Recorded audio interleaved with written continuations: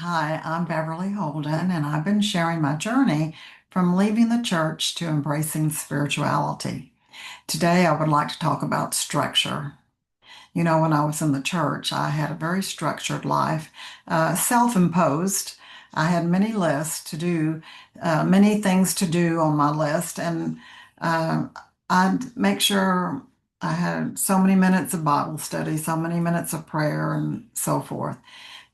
And if I didn't do those things, I felt like there was a cloud hanging over my head. I felt guilty. So the energy throughout my days were worrying. I got to make sure I do this. I've got to, there was judgment. If I didn't do those things on my list, that I felt like God required, or I was requiring of myself, thinking that I was pleasing God if I did that, then I would judge myself if I didn't do those things. So um, that energy was very much worry and fear. And so I've noticed that there's a common belief in our society that believes that uh, that there's your worth may be tied into how much you produce.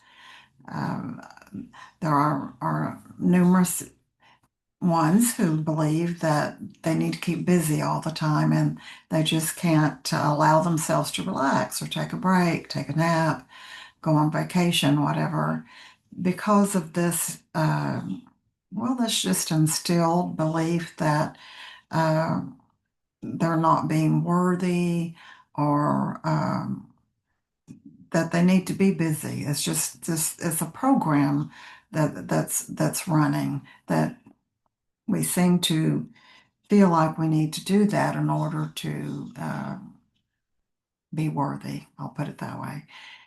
So, how do I feel now about my life? Well, I still use to-do lists, and some of the things on the list are different than what it used to be.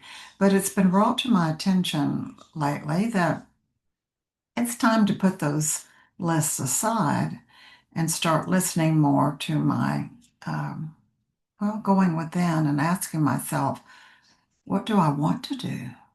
What would feel good to do today? To allow inspiration, to allow connection with my intuition. So, there's a difference in waking up and, oh, I've got to get this, this, and this done today, uh, versus ooh, what do I feel like doing? Oh, that feels really good. I think I want to do that and just enjoy uh, doing the things that I enjoy doing, listening to spirit, listening to my gut within, listening to my intuition.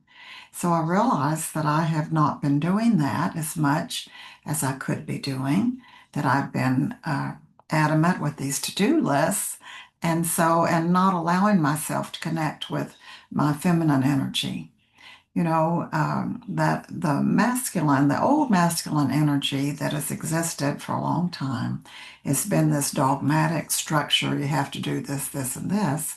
The new masculine energy that's coming in is a loose structure. It would be good if I got this done today, but if I don't, I'm not going to feel bad about it.